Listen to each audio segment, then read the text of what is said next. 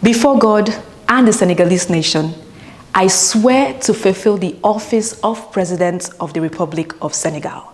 Now, these are the words of Africa's youngest elected president. His name is Mr. Bassirou Diomaye Faye. He's only 44 years old. Now, prior to his presidency, we had no idea who this man was. And we still don't know who he is. We're all learning him.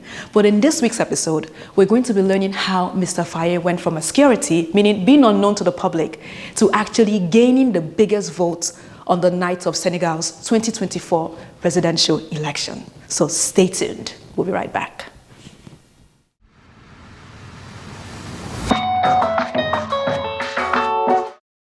Now, Mr. Faye was born March 25th, 1980.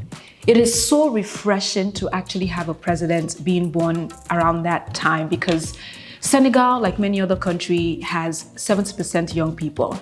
Now, I also want to help you highlight this, right? Mr. Faye is not the youngest president in the continent of Africa. There are several young presidents. President of Chad is young. President of Mali is also young. Burkina Faso also has a young president. Now, the difference between these men that I just shared with you and Mr. Faye is this. Mr. Faye was elected by the people and he won with 54% of the votes in the country, right? So that's why when I began this, I stressed the elected. Now, the men that I just shared with you, they went into power through a system called the coup. So this is when military takes over the government, right? So because they did that, they really aren't recognized, right? For the way they got into their political, they gained presidency rather. So let's learn a little bit about Mr. Faye's background. We may not know this man or know who he is or who he was prior to his presidency, right? But his family has always been in the spotlight. For example, his father, Mr. Samba Faye, is actually still currently a longtime member of the Socialist Party in Senegal.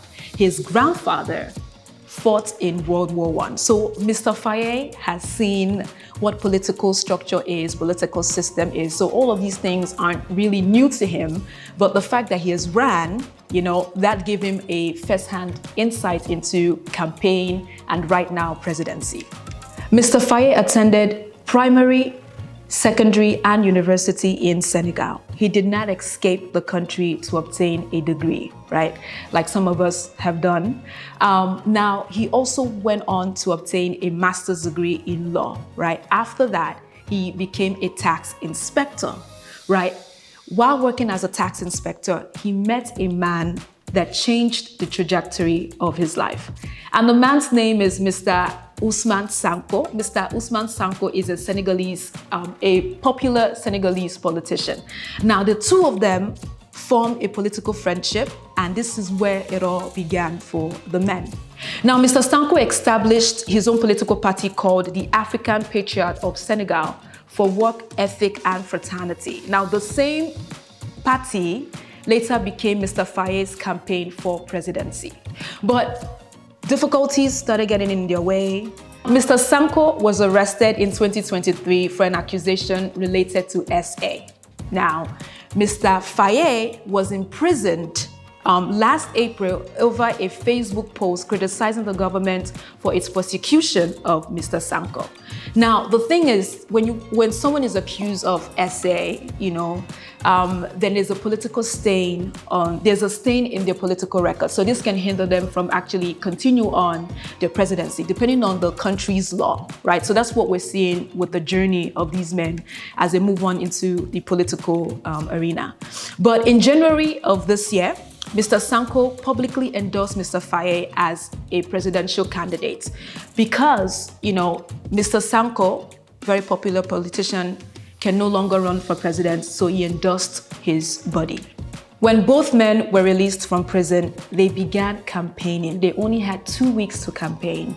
Obviously, they did a fantastic job. Now, Mr. Sonko kept encouraging the public to vote for Mr. Faye. And one of the phrases he used was, A vote for Mr. Faye is a vote for him, right? So obviously, Senegalese trusted Mr. Sanko's words, and they voted for Mr. Faye, who is now Africa's youngest elected president. So this is not only a win for Senegal, it is a win for the continent of Africa, and it allowed us to see that democracy is possible when we really work together as a people, as a nation, and as a continent. And there's also one quote I would like to leave you all with, and the quote is this: nothing else in the world, not all the armies, right, is so powerful as an idea whose time has come. So no matter what the obstacle is, no matter what the challenges are, when your time is now, your time is now, and nothing in the world can stop this. Now, the interesting thing about this president right now is this, and I don't think I've ever seen this in all the years that I've been covering political stories.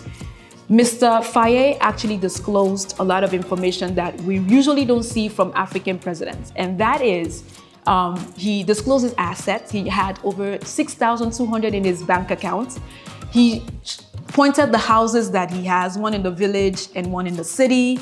And so he's just been very transparent with the people of Senegal. And you know, transparency is what builds trust, especially when people are putting their livelihood in your hands. So Mr. Bassirou Diomaye Faye, we congratulate you, and we are hoping to see the things that you will accomplish in Senegal and hopefully in Africa as well. And then one last thing that I didn't cover. Mr. Faye has 2 wives. You know, when it comes to political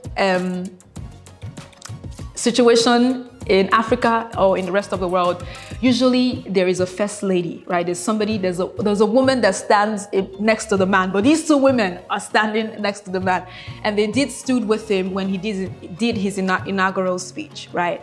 Now, my question to you, Senegal, is this: who is going to be the first lady, or how does this work in your country? So please share your comments below and let me know what that situation is going to be like. But on that note, I do want to thank you all for joining me today. Stay tuned for more great content, and we'll see you again next time.